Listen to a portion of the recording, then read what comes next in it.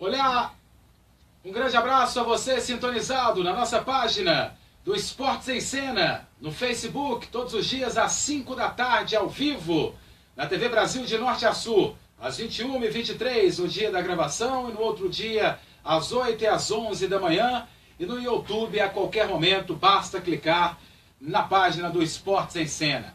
Sempre em nome do Jaó, da Formiquel, da Semaco, da Cálculo Contabilidade, da Odonto Saúde, da Ocelo Engenharias, do Grupo Sevel e da Feste Açaí.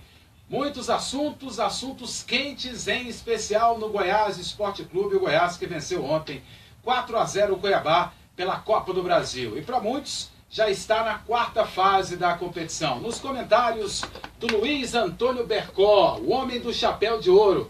Tá bem, Bercó? Tudo bem, Júlio. Chapéu de ouro.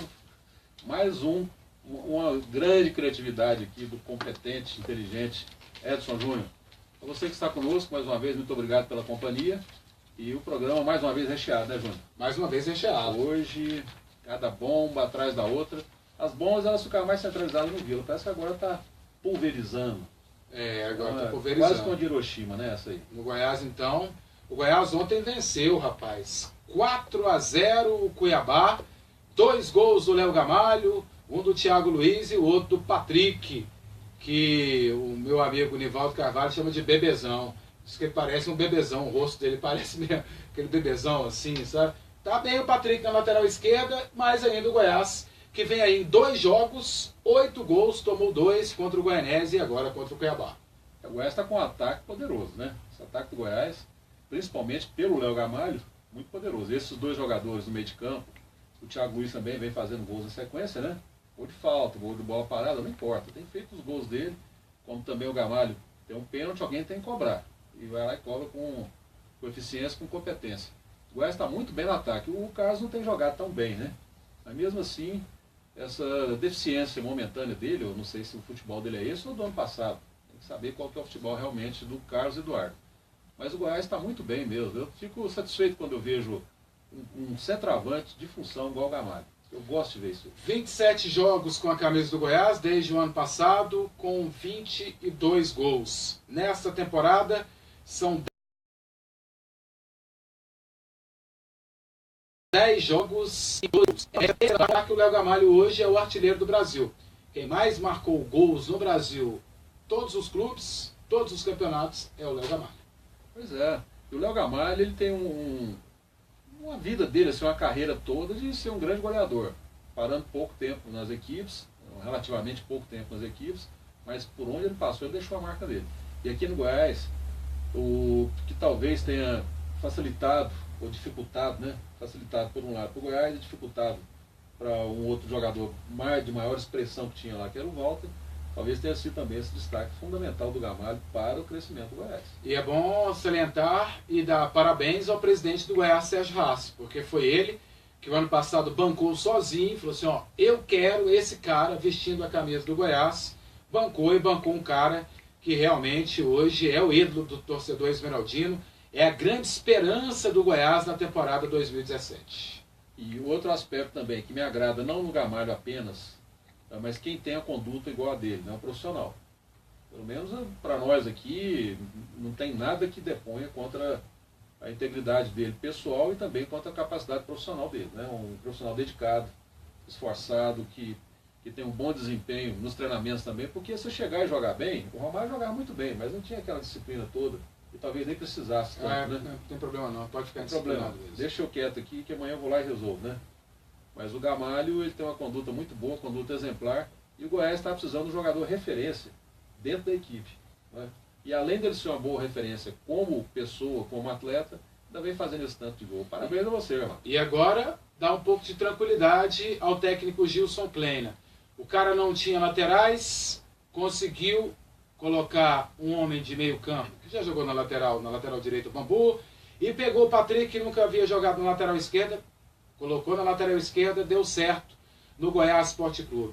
Montou o meio-campo do Goiás com o Vitor Bolt, o Léo Senna, que ontem jogou demais e está jogando muito desde a temporada de 2016. O Thiago Luiz marcando gols e o Juan. O Juan não foi tão bem ontem no jogo contra o Cuiabá, mas foi o grande jogador do Goiás na vitória contra o Goianese. E na frente, o Carlos Eduardo com o Léo Gamalho. Ou seja, o treinador, mesmo não tendo as peças, não tendo jogadores à altura nas laterais, conseguiu fazer com que o seu time possa, nesse momento, ter expressão nos campeonatos que disputa. Mas isso, para mim, confirma a capacidade do Gilson Kleber. Ele foi buscar a solução, deram para ele os problemas laterais, deram 2 problemões para ele, né? Problemaços. O lateral esquerdo, lateral direito, Paulinho, o Éder, foram problemas para ele. O Éder até, além de não ter correspondido tecnicamente, uma sequência de contusões também. Né? O Paulinho está contundido. O Helder ontem já, inclusive, voltou jogou no segundo tempo. Pois é, o Helder voltando, mas quando ele voltou, o Bambu já era titular. Né? Sim. Foi necessária a colocação do Bambu na lateral direito por um pouco o rendimento técnico do Helder e depois ele foi efetivado pela contusão. E o Paulinho, quando ele voltar da contusão, ele não ameaça de maneira nenhuma o Patrick. E é bom lembrar que o Goiás ontem jogou um tempo com um jogador a mais, pouco tempo, o Juan também foi expulso. Só que a expulsão do Cuiabá não ajudou em nada o Goiás. Primeiro gol do Goiás, estavam os 2 times com 11 jogadores, e os outros 3 gols, os 2 times estavam com 10 jogadores. Enfim, o Goiás não se beneficiou da expulsão do Cuiabá para poder aplicar uma goleada de 4-0. 4-0, o Goiás já está na próxima fase da Copa do Brasil, Bercó? O Goiás está na próxima fase, mas tem um cara que está certo desde 1978, chamado Capitão Cláudio Coutinho, o técnico de seleção brasileira na Copa do Mundo de 78. Foi assistente, foi comandante ali da equipe de preparação física, junto com o Parreira. Em 70 e 78 já era titular como técnico, e não como preparador físico. O Coutinho dizia o seguinte: o futebol vai chegar a um certo ponto de condicionamento físico que as dimensões do gramado serão pequenas para a capacidade física, eles vão ter que diminuir ou aumentar o campo ou diminuir a quantidade de jogadores para que o time técnico consiga sobrepor sobre de menor condição. O que aconteceu com o Goiás? Ficou 10 contra 10, sobrou mais espaço, o Goiás foi lá e caçapou mais 3. 4-0 o Goiás. Agora... Não, aliás, completando a sua pergunta aqui, terminando minha resposta, o Goiás já pode pegar o dinheiro da próxima, já passou. Já passou, né? Dinheiro da próxima fase. Daqui a pouco a gente vai falar sobre o Barcelona aqui, mas todo mundo agora, 4-0 o Barcelona conseguiu. Só que o Cuiabá não é o Barcelona. O Goiás também não é o PSG, né? Mas guardado as proporções, o Goiás não tem o Thiago Silva ali no meio da zaga, né? O Thiago Silva estava no 7-1. Não estava. Ali foi o Dante.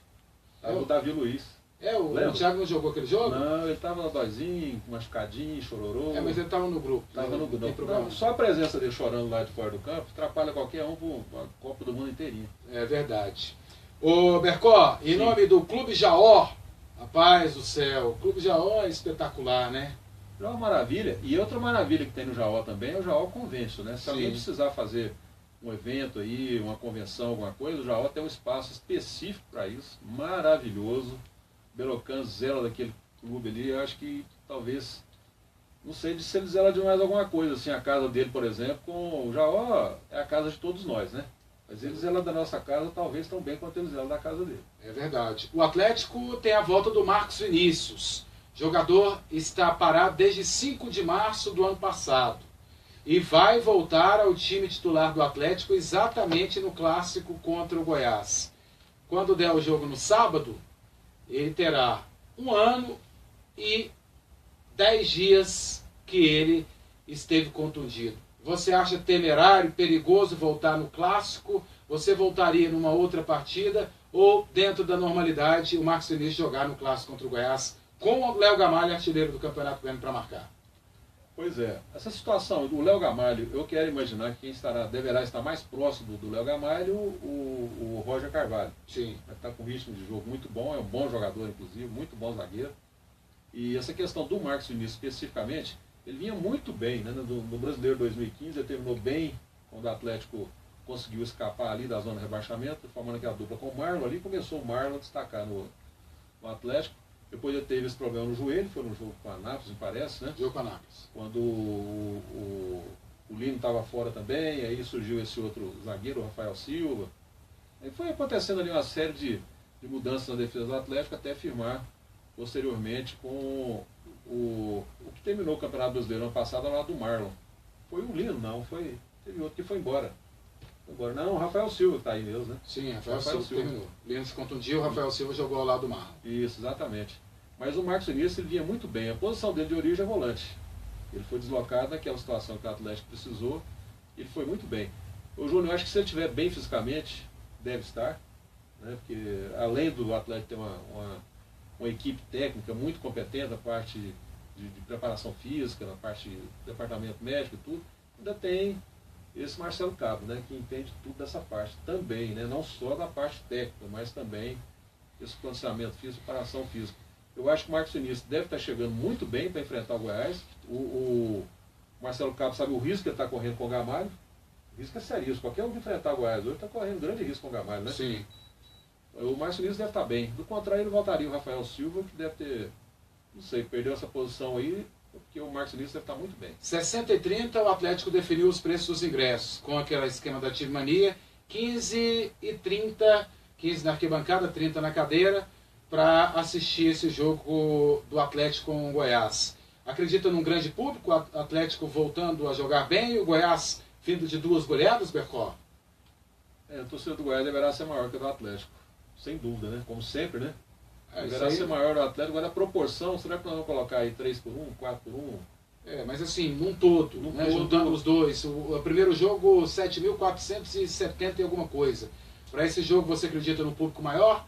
Teremos mais que 10 mil pessoas? Eu acho que pode chegar aí a 10.217. 10.217, né? 10.217. Vou anotar aqui para a gente... Anota aí, 10.217 pagantes. Ontem eu achei um bom público lá, 5.147, se não me engano, no jogo do Goiás com o Cuiabá.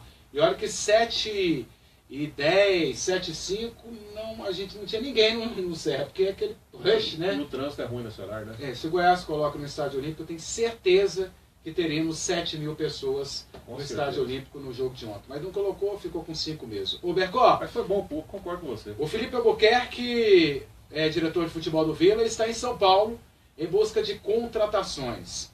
2 vertentes para isso. Primeiro, o Vila Nova necessita realmente de contratações? Se necessita, em quais posições? E agora você me apertou. Uma posição que me preocupava no Vila era lateral direito, só tinha o Maguinho. O Maguinho agora está suspenso, o Foguete chegou de São Paulo, que é uma grande promessa lá no São Paulo. Inclusive em alguns programas de rede nacional, foi na ESPN, não sei qual mais, a ESPN eu tenho certeza. Eles iam dizendo que esse Foguete estava demorando a entrar no time de São Paulo, porque a deficiência da defesa começava pela lateral direita. Mas se fosse realmente um grande jogador, estaria no São Paulo, né? Estaria jogando, inclusive, né? Sim. Mas pelo menos da reserva ali para entrar de vez em quando. Mas eu acho que esse Foguete ele vai chegar aqui no Vila com expectativa, e no momento bom, né, que ele vai, se for regularizado, ele terá condições de jogo já na próxima partida do Vila, contra o Goianésia, né? E ele pode até firmar, hein? Pode até firmar, porque fora disso esse Maguinho não machuca. Mas quais são as outras posições? Já que é lateral esquerda.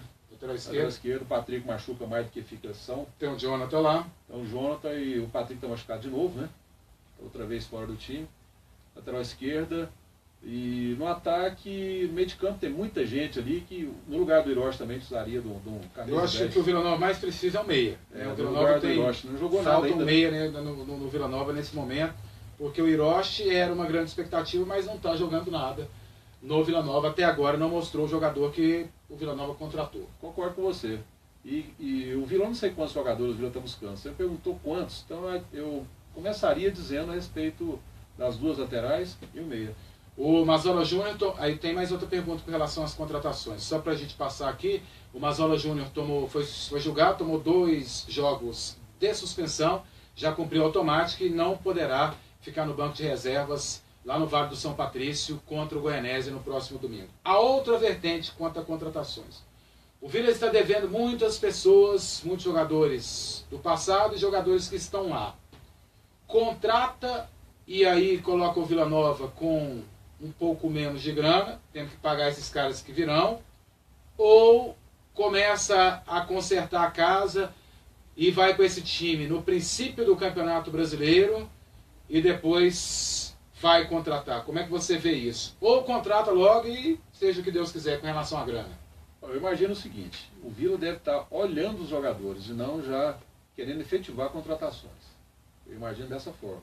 Porque quem não tem dinheiro, se não tem dinheiro para poder pagar a conta de luz atrasada, eu não posso querer mudar toda a estrutura de instalações elétricas da minha casa, porque não tem nem energia. Sim. Como é que eu vou testar minha geladeira, testar meu ar-condicionado, freezer, alguma coisa, se eu estou com a energia cortada? Então, eu acho que o Felipe deve estar em fase de sondagem de jogadores, para ver no momento certo, quando tiver a condição. Eu estou querendo trabalhar dentro do bom senso, hein, João? Isso aqui é o bom senso que está me levando para esse caminho. Né? Claro. Se eu devo aqui, eu tenho que pagar primeiro para ter crédito outra vez e poder voltar a contrair compromissos, não dívidas, né? Compromissos. Quer vencer, não é dívida. Eu acho que o Felipe está olhando o aspecto daqui a alguns dias. Esse time do Vila, no momento, não deveria mexer em nada para o Campeonato Goiano, não. Arruma a casa, paga o que deve, que não deve ser tanto assim, por poucos jogadores, ou muitos jogadores, muito dinheiro para um, menos para outro. Acho que no bolo geral, se o Vila conseguir começar a administrar a quitação dessas dívidas, vai trabalhar em paz lá dentro, né? Vai trabalhar em paz, tranquilo, os jogadores recebendo em dia, mais uns 2, 3 meses, quando começar o campeonato, aí sim, eu acho que antes da competição, um pouco antes, deve contratar os jogadores nas posições pontuais. Deixa eu voltar um pouco no Goiás. Como é que você viu a saída do Arley, Bercó? Essa questão, a forma como ele saiu foi estranha demais, né? Foi uma pessoa que, com toda a credibilidade pública, né? Internamente eu não conheço os bastidores, não sei como é que as coisas funcionam em nenhum dos clubes, né? Só no Goiás, mas de repente ele pegou muita gente de surpresa. Eu coloco aqui a minha posição. Primeiro, eu não teria contratado o Arley em 2015. Primeira coisa. Segundo, eu não teria recontratado o Arley em 2016. 2017. Foi 16. Agora, né? 17. Começou o trabalho no ano passado. Não é? Eu não teria demitir, um ano depois eu vou lá e contrato o mesmo profissional, porque ele fez um curso aqui, outro curso lá. Então, lá do lado da competência, a capacidade dele, o pessoal do Goiás deve conhecer muito melhor do que eu que estou aqui do lado de fora, né? Avaliando, analisando as coisas e emitindo uma opinião própria. Eu não teria contratado nem no primeiro nem no segundo momento. Agora, a saída dele, depois que ele estava lá dentro, para mim foi surpreendente. Houveram esses áudios. Eu acho que a pessoa que passou o áudio errou, porque tinha os áudios. E aí é bom deixar bem claro que a pessoa que dizem ser o Emerson Bicudo, que é empresário de futebol, o Emerson Bicudo não gravou, ele não estava com o Arley aqui, colocou o celular e gravou não. O Arley pegou o celular, passou o WhatsApp para o Emerson Bicudo. Foi o próprio Arley? Foi o próprio Arley que endereçou mensagens, WhatsApps, para o Emerson Bicudo. O Emerson Bicudo confiou numa pessoa ou outra, e aí esses áudios se expandiram até chegar no presidente do Goiás, o Sérgio Haas. Eu acho que tem muita gente falando besteira, intitulando a pessoa, adjetivando a pessoa sem saber o que realmente aconteceu. O Arley passou os áudios para o cara, o Emerson Bicudo, se realmente foi ele. Errou, eu acho, de ter passado os áudios, só que não foi como as pessoas estão dizendo, as pessoas sem conhecimento. O Arley passou WhatsApps para o Emerson Bicudo, que a posteriori passou esses WhatsApps para frente. Eu acho que o Emerson errou de ter passado para frente, mas errou mais ainda o Arley ele deve ter falado mal do presidente, falado mal não sei de quem, não sei mais de quem, né, para ter chegado. E dizem que não são só essas questões dos áudios, que existem outras questões dentro do Goiás Esporte Clube, e aí eu não vou dizer porque eu não tenho as provas e os documentos, que fizeram com que o presidente do Goiás demitisse o Arley. Na verdade, o Arley foi demitido. O Sérgio, tanto que o Arley deu uma entrevista ontem na Rádio 730, dizendo o seguinte, o Sérgio falou isso 3 vezes, o Sérgio Haas fez o que tinha que ter feito. Fez o que tinha que ter feito. Então, ele deve ter chegado, a gente vai chegar aqui e vai falar que você pediu por problemas particulares, né? E aí, vida que segue, você sai do Goiás e a gente vê o que acontece. A partir do ponto que você pediu para sair, para a coisa ficar mais amenizada, né? Exatamente. Fica melhor para todo mundo, pediu para sair, nós aceitamos o seu pedido por problemas pessoais. É bonita essa frase, né? Ela é uma frase muito repetida, muito aplicada. E a gente aqui do Esportes em Cena vai tentar ouvir os dois lados, né? Não sei se o Arley vai querer vir, porque ele não está querendo falar. Hoje tentamos lá na Rádio 730 e tentar também ouvir o Emerson Bicudo. Olha aqui, Bercó. Sim. Temos o UFC nesse final de semana. A luta do Vitor Belfort com Gastelum. Ele que treinou no Shopping Center com o som do Wesley Safadão. Podia arrumar um som melhor, né, rapaz? Se tanto som brasileiro, aí foi no Wesley Safadão. Eu não gosto, né? Mas hoje a maioria das pessoas do Brasil gostam do som do Wesley Safadão. Será que a maioria?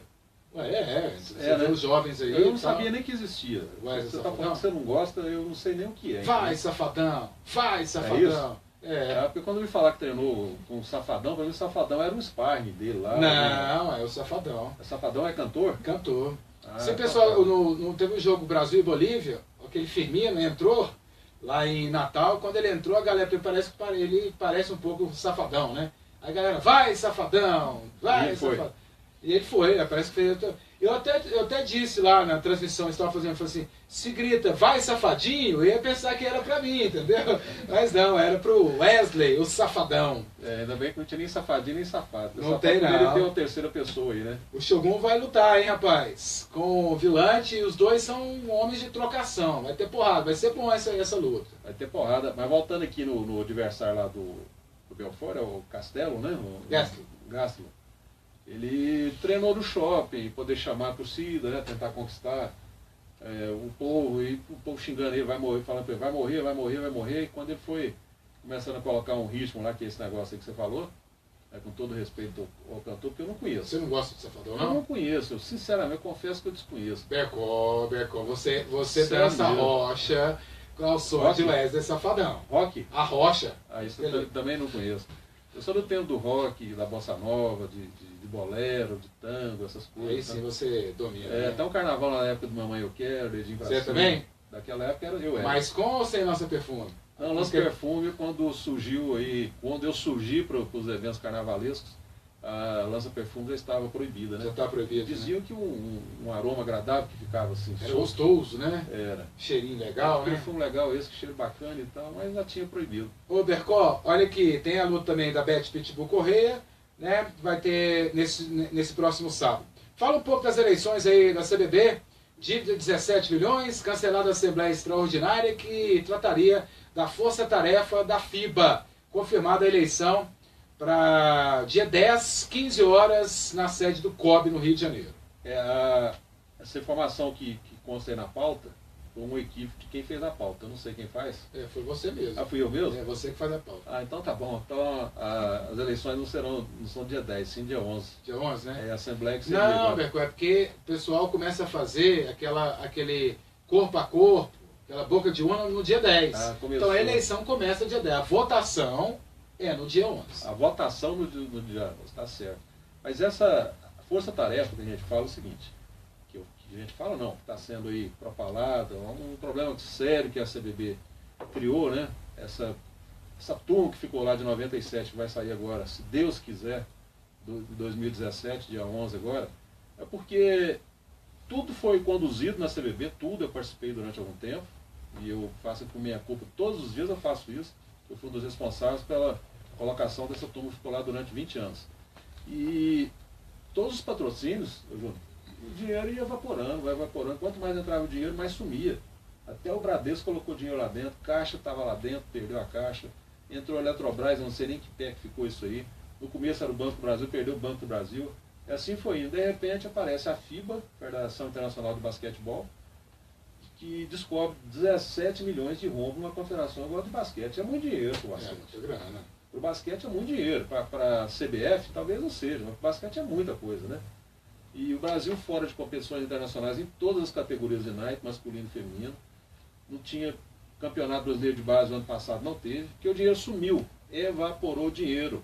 O seu Carlos Nunes, que é o presidente lá da CBB. E eu não sei o que foi feito. Aí aparece foto de presidente passeando não sei aonde, levando a família para passear não sei onde, em eventos internacionais, uma série de mordomia, cartão de crédito corporativo, entendeu? Então, uma coisa horrorosa, terrível. Só conseguiu recuperar a credibilidade, inclusive com os nossos jogadores que estão lá na NBA, Nenê, Leandrinho, Splitter, Varejão, e os que estão lá, de maneira geral, principalmente esses, depois que foi criada a LNB, o Couros criou o NBB, o Basquete Brasil, que separou seleção de outros eventos com o NBB, o Novo Basquete Brasil. E essa convocação ela veio com a credibilidade não da confederação. O fato dos atletas terem aceito as convocações não foi credibilidade da confederação, e sim dos gestores atuais do NBB. Lamentável o que está acontecendo. A FIBA está com interferência no basquete brasileiro e ela não permite que o Brasil participe de competições internacionais, e pior ainda, ela quer continuar com a força-tarefa da CBB fazendo uma administração paralela com o presidente. Você imagina um negócio desse? O Bercó, e a Fórmula 1? O Vettel primeiro, o Hamilton segundo, o Massa já desapareceu o homem. O Massa ficou na fumaça mesmo, né? Ficou na fumaça. Ficou na fumaça. Foi uma coisa agradável, né? Nós falávamos aqui que ele disse, lembra? Não, o Massa em primeiro lugar, que beleza, quem sabe esse ano, né? Mas já foi de novo. Vai dar lógica, vai ficar ali Vettel mesmo, Vettel, Hamilton, esse outro que tá lá, o Bottas também, né? Vai ser muito bem cotado esse ano. Sim. Mesma equipe. Raikkonen. O Raikkonen. A Ferrari, inclusive, nós comentamos ontem aqui que o próprio Hamilton dando um de Joãozinho, o Hamilton, dando um de Joãozinho sem braço e apontando a Ferrari como a favorita, né? Quem é a favorita esse ano? Não é a Mercedes, não, é a Ferrari. E a Stock Car? Dia 2 de abril, após 10 anos, vai ser abertura aqui em Goiânia. A Argentina também terá provas lá no Stock Car brasileiro. Stock Car é muito agradável, né, Júnior?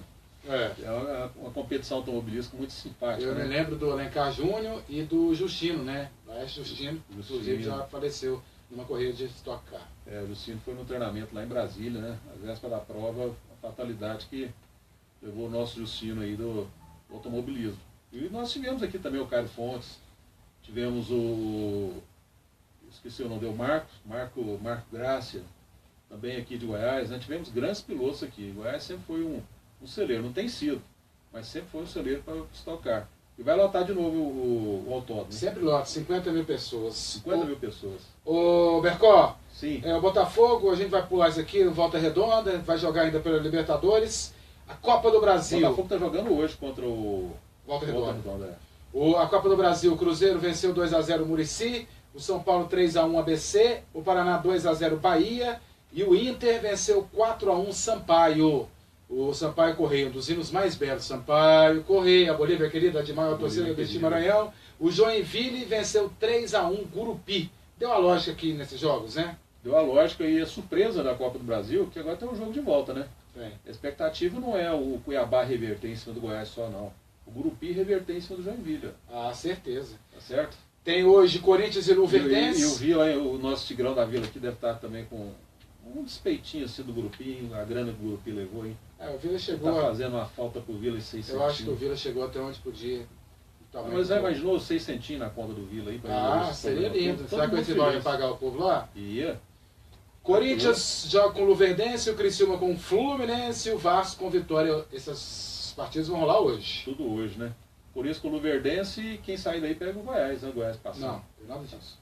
É sorteio. Eu vi algumas pessoas desinformadas dizendo sobre isso. Não, a partir de agora é sorteio. É verdade. Eu equivoquei. Ontem eu vi, inclusive, na transmissão do jogo, não sei qual jogo eu estava assistindo, estava falando, o narrador mesmo ficou em dúvida com relação a esse critério e alguém fez e esclareceu. E eu estava repetindo a mesma gafe do cara ontem. Na Libertadores, o Atlético Mineiro, com menos de 1 minuto, tomou um gol, mas conseguiu empate 1-1 com o Godoy Cruz. O Palmeiras também empatou 1-1 com o Tucumã. O Flamengo venceu 4-0, rapaz, com o Maracanã lotado. Eu sou simpático ao Botafogo, mas é impressionante realmente a torcida do Flamengo. Olha que o Flamengo não jogou bem o primeiro tempo, e aí no segundo, com a força de seu torcedor, encaçapou 4-0 no San Lorenzo, no time do Papa. Hoje tem Zamora com o Grêmio e o Santos estreando também com o Sport. Esse Flamengo que você estava falando a respeito da torcida é um fenômeno mesmo, né? Independente do que você está dizendo, sua simpatia pelo Botafogo, a minha pelo Vasco, mas a gente tem que reconhecer, isso aí é fato. Né? Não tem como negar a beleza e como fica bonito o estádio, né? Nós estamos falando aqui em 65 mil pessoas, Maracanã lotado. Semana passada com o Álvaro Alexandre aqui, você lembra um dadozinho, 2 dados que nós passamos, 2 finais de Carioca, 177 mil pessoas em 63 e 179 mil pessoas em 69. Eu já peguei o Maracanã com um público de 80 mil pessoas, e olha que não eram jogos de clássicos. Peguei o jogo do Flamengo com o Goiás com 70 mil pessoas no Maracanã. Eu peguei um Flamengo e Santos, Pelé, quando o Zico estreou no Flamengo, eu estava lá disputando aquele campeonato que o Vila foi campeão lá em 73. O Vila foi campeão lá de Guarda Raposo, do basquete, né? Nós estávamos hospedados ali mesmo e fomos assistir o jogo do Flamengo com o Santos. 100 mil pessoas. Coisa linda. Como também um Cruzeiro Atlético. tive a oportunidade de assistir o Cruzeiro Atlético com quase 100 mil pessoas. Cruzeiro Atlético Mineiro. Vamos falar da Superliga B, que tem o Jaó, Jaó Universo. Segunda, o Jaó joga contra o Aspman. O Jaó vai jogar contra o Aspman lá de Araucária, né? Sim. Araucária no Paraná. E o Monte Cristo vai jogar com o Sesc. O Monte Cristo com o Sesc, que é o time líder da competição. O Jaó precisa ganhar, né? Tem que ganhar para continuar ali brigando pela primeira posição, ficar em segundo só pelo critério de desempate. E o Monte Cristo, o jogo de Jaó no sábado, 11 horas da manhã, no Santo Agostinho, vai lotar de novo, não tem a menor dúvida. E à tarde, às 18 horas, o Monte Cristo enfrentando o Sesc, né, novamente aí com o Giovanni Gago. Também no Santo Agostinho? Também no Santo Agostinho. Duas partidas sensacionais. E sabe o que poderá acontecer aí? O quê? Jaó e Monte Cristo eles cruzaram de novo nos playoffs. Se mantiver as posições atuais agora, que o Jaó está em segundo e o Monte Cristo está em sétimo, eles vão ser adversários, dois goianos. É legal que não precisa viajar, não gasta grana. Não... Vou jogar aqui mesmo, né? E pro público também vai ser maravilha. Legal. A Superliga Masculina, o Minas venceu 3-2 o Canoas, o Funvic 3-0 o Cruzeiro, o Brasil Vôlei 3-1 o São Bernardo, o Montes Claros venceu 3-1 o Caramuru. Hoje tem o SESI com o FJF. Aqui a surpresa, né, a vitória do Minas normal sobre o Canoas. O Minas é o sexto colocado, o Canoas o oitavo, eles estão ali praticamente classificados já, ou se classificando para os playoffs, disputando palma a palma ali a posição de sexto para oitavo, estão muito próximos.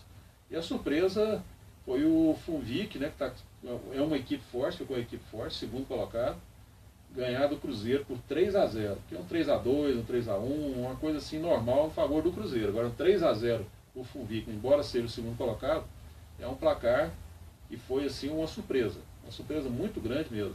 E eu fico muito feliz aqui, eu sempre falo isso, quando eu vejo as universidades investindo no esporte com resultado. Não só em termos de divulgação da marca, né, da capacidade educacional deles, mas também com a capacidade para formar equipes. Por trás disso aqui, João, tem muita gente que vem pegando carona aqui, ó. Formação de atletas, escolinhas, incentivo. Você vê um Funvic trabalhando aqui, o FJF, né, trabalhando com o voleibol, não quer dizer que seja só o vôlei que está sendo incentivado, não. A meninada vai atrás mesmo, procura o vôlei, se não tem espaço no vôlei, já procura outro esporte, ou vai para o basquete, ou vai para a natação. Isso é fundamental. Fundamental, né? No NBB, hoje, o Campo Mourão com Brasília, o Mogi com o Minas, aí já estamos falando de basquete, o Franca com o Universo Vitória e o Bauru com o Cearense, além do Sorocabana, que venceu o Pinheiros. Sorocabana venceu 64-63 o Pinheiros. Anteontem nós falamos aqui, eu falei sobre o Cearense, né? O basquete cearense. E o Bruno até lembrou ontem aqui com a Rosana Parreira sobre o que eu disse, né? O Cearense está lá atrás, está em 12º lugar na colocação, mas é um time perigoso. Pegou o Franca, ganhou o Franca. Uma surpresa muito grande. O Franca está em 6º lugar, ele em 12º, ganhou de Franca. É um time chato. Quem for jogar com esse cearense aqui do Bial, tem que ter cuidado. O Bauru está em 4º, o Cearense tem 11º, não em 12º. Com a vitória ganhou uma posição. O Bauru vai ter dificuldade aqui. Talvez não. Possa abrir 20, 25 pontos, mas de repente o Cearense vai lá e ganha de 2, 3, 4 pontos. Sim, bastante, né? Assim. Basquete é um negócio imprevisível, né? Não tem aquela questão, o favorito, o melhor, os favoritismos que tem no futebol. No basquete tem a lógica. A lógica é quem está na frente ganhar. Mas tem as surpresas também. E a grande surpresa, para mim, eu vejo com bons olhos, é o Cearense. Na Liga dos Campeões, o Borussia venceu 4-0 o Benfica, está classificado. E aí, um dos maiores jogos da história da Liga dos Campeões, o Barcelona, que, para mim, teve 2 pênaltis que não foram, principalmente o último pênalti, né? Venceu 6-1 o PSG, havia perdido 4-0 em Paris e está na próxima fase da Liga dos Campeões da Europa. Eu não torço para o Barcelona, eu não tenho simpatia pelo Barcelona. Tive uma certa época quando alguns jogadores brasileiros passaram por lá, né, principalmente aí, mais atrás começou ali com o Roberto Dinamite, Evaristo Macedo, essa turma mais antiga, né? Foi Romário, Rivaldo, Ronaldinho. Isso, essa turma toda aí a gente acompanhava mais de perto porque não tinha brasileiros nesse mesmo nível jogando em outras equipes espanholas. Mas depois que o Real Madrid começou a dar mais oportunidade também para brasileiros, para Roberto Carlos, com o próprio Ronaldo, com o Robinho, essa turma toda, eu afastei do Barcelona e também eu não gosto de ter antipatia, não sei se é gratuita não, talvez seja, né? Não conheço o cara, né? Pelo Neymar, fantástico. Acho o Neymar uma das pessoas mais antipáticas que tem. Negar o talento dele como jogador, não tem como, né? Como negar o talento dele? Joga muito. Joga muito. E ontem foi o homem-chave, né, Júnior? Fez 2 gols e quando todo mundo pensava Acabou que ele ia aquele tempo sem chutar, ele e lançou a bola, veio o garoto lá dentro da casa e Ele fez o último gol, né? O Neymar cavou o primeiro pênalti, ao estilo Neymar mesmo, né? Fez o segundo, fez o quinto, no quarto, fez o quinto. Falta, fez outro quarto, pênalti. Foi o primeiro, quarto, quinto, né? Cavou o pênalti e fez o passe da finalização fantástica lá também.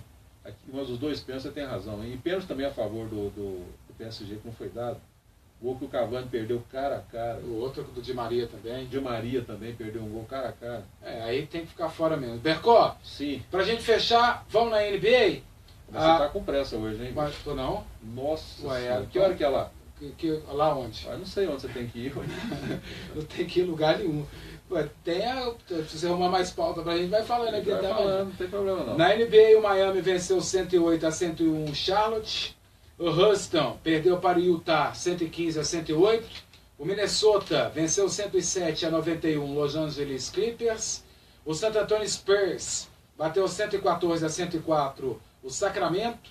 O Toronto bateu 94-87 o Pelicans. E o Washington venceu 123-113 o Denver. Começando aqui pelo Miami. Eu fico feliz quando o Miami ganha, porque eu tenho muita simpatia pelo time e pela cidade também. Gosto muito daquela região ali. E também isso aqui, cada vez que o Miami vence uma partida, eu sinto meu amigo Marcos de Paula, que mora em Miami, amigão do peito, sendo homenageado. É um fanático pelo Miami. Miami Flamengo na vida dele, pelo amor de Deus, que depois da família e talvez os amigos também, né, Marcão? Eu me coloco aí no rol, me dou o direito de me colocar no rol dos seus amigos verdadeiros. Ele fica muito feliz. Então, Miami, uma vitória interessante sobre o Charlotte. E o Miami brigando, correndo pela beiradinha para classificar para os playoffs, né? Tá quase chegando lá, vai chegar. Essa derrota do Houston aqui com o Utah. O Houston está ficando nos altos e baixos, né? Está em 3º lugar com o Utah em 4º lugar. Então foi um jogo muito equilibrado. E o Houston, quando o Harden não joga uma grande partida, o Houston fica meio à mercê dos adversários. Mas eu vou atribuir aqui muito mais méritos ao Utah Jazz, do nosso Raulzinho. Raulzinho está lá no Utah, participa pouco, mas daqui a pouco ele vai conseguir o espaço dele que ele merece. E o Minnesota aqui com o Los Angeles Clippers também acabou sendo um resultado praticamente surpreendente também, que o Los Angeles vem bem na competição. O Minnesota está mais para trás na tabela, está em 11º na Conferência Oeste, e o Clippers em 5º lugar. Então foi uma surpresa aqui. O San Antonio Spurs, que é o 2º colocado na Conferência Oeste, com o Sacramento também, que é o 12º. Que é o 12º, tudo tranquilo. Os Pelicans, 87-94 com o Toronto, também tem uma simpatia muito grande pelo Toronto. Nós temos um atleta que está em franca ascensão lá, que é o Lucas Bebê, subindo muito de produção. Será um grande pivô ainda para a seleção brasileira. O basquete brasileiro tem grande esperança na NBA, independente de Splita, de Nenê, esses mais antigos, mais experientes, que estão no Chicago Bulls com o Felício e aqui no Toronto com o nosso Lucas Bebê, Lucas Nogueira. E o Denver com o Washington. O Washington está muito bem na competição. O Washington também está sensacional, está surpreendente.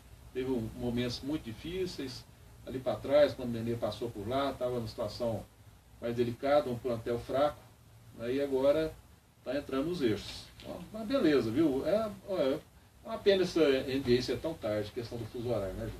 Porque se desse, teria audiência muito maior, né? Você mesmo perderia os principais jogos. Com certeza, não perderia um jogo da NBA. Olha aqui, hoje tem o Detroit com Cleveland, dá o quê? Cleveland. Detroit com Cleveland. Se colocar a lógica aqui, que o Cleveland está em 1º lugar na Conferência Leste, o Detroit em 8º. mas tem sido pregadas algumas peças aí. Não será surpresa nenhuma uma vitória também no Detroit, mas o Cleveland, pela lógica, deverá dar Cleveland. O Memphis com o Los Angeles Clippers. É o Los Angeles Clippers mesmo ou o Lakers? O Lakers não joga não? O Lakers não, hoje não joga não. O Lakers está folgando hoje. O Memphis com o Los Angeles Clippers não jogasse, né? Estão jogando aí o quinto com o sexto colocado. Um jogo muito equilibrado. O Los Angeles Clippers está muito bem também essa temporada. Nunca foi assim, um time de grande destaque na NBA, mas está dando certo. Quando encaixa, você não precisa ter os principais jogadores. Você tem um grande conjunto, um bom técnico, a equipe joga harmoniosamente como tem feito o Los Angeles Clippers. O Oklahoma fechando com o Santo Antônio. Esse Oklahoma tem um jogador, e eu estava assistindo anteontem, eu nem sei, mas é tanto jogo em sequência, mas não importa, é o Westbrook. O Westbrook, para mim, se fosse para eu indicar hoje o MVP, o mais valoroso jogador da NBA desse ano, eu já tenho o meu. Eu não vou de Harden, eu não vou de James, eu não vou de Curry, você entendeu? Não vou do Westside, não vou de ninguém desse. O meu cara aí chama Westbrook. Sensacional. Ontem ele fez 58 pontos. É muita coisa. É muita coisa. 120 mais ou menos. Ele fez quase 47% da pontuação do time foi dele. Mas você vai me perguntar, pô, você só pensa no ataque? Não. Não é não. Ele pegou 6 rebotes e fez 11 assistências. 11 assistências. É uma máquina de jogar basquete, o Westbrook.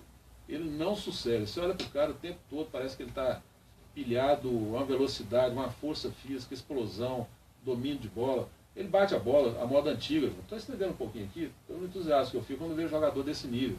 Ele bate a bola com a velocidade dos jogadores antigos, e a altura que ele quica a bola, abaixo, no máximo que ele quica na altura do nível da cintura. A gente aprendia isso no basquete antigamente. Você quicar a bola muito alto, fica muito fácil para o adversário roubar a bola de você. Ele quica a bola na altura da cintura, às vezes até na altura do joelho. Como é que você rouba a bola de um cara desse?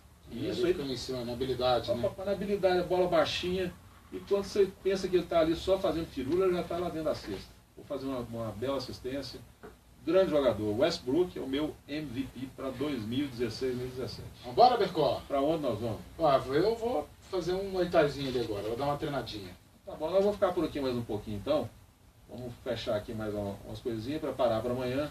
E a semana que vem, já fica um convite aqui, nós estamos falando muito aqui de basquete, mas nós temos grandes jogadores e o Esportes em Cena vai trazer semana que vem. Estamos esperando a confirmação dele. Diego Silva, filho do Jomar. Para mim, o maior jogador de basquete nascido e criado no Estádio Goiás. Diego deverá estar conosco aqui na quinta-feira, semana que vem, dependendo da disponibilidade dele. E será um grande prazer receber o Diego aqui. O Diego, para mim, é cria, né? Porque quando ele começou a carreira dele no basquete, no mini basquete, eu era presidente da federação. Me deu trabalho demais, né, Diego? Mas também deu muita alegria para todos nós. Abração para você. Grande abraço, Bercó. E também tem que mandar um abraço aqui para o Otávio Gomes, né? O Otávio é companheiro nosso de todos os dias. Otávio Gomes, né? Todos os dias. O Otávio, o Martiniano Carvalho, o Marcos de Paulo lá em Miami, Rinaldo Barra, grande botafoguense. Se ficar sem falar do Botafogo aqui, você está arrumando o rolo, viu? É o Fogão, eu sou simpático ao Botafogo. Pois é, tem que falar alguma coisa do Glorioso. Ô Bercó, a gente Sim. todo dia, 5 da tarde no Facebook ao vivo, na TV Brasil de Norte a Sul, 21 e 23 horas, 8 e 11 da manhã no outro dia, e no YouTube a qualquer momento. Somos todos os esportes em cena. A gente volta amanhã às 5 no mesmo bate-horário. Grande abraço, até lá.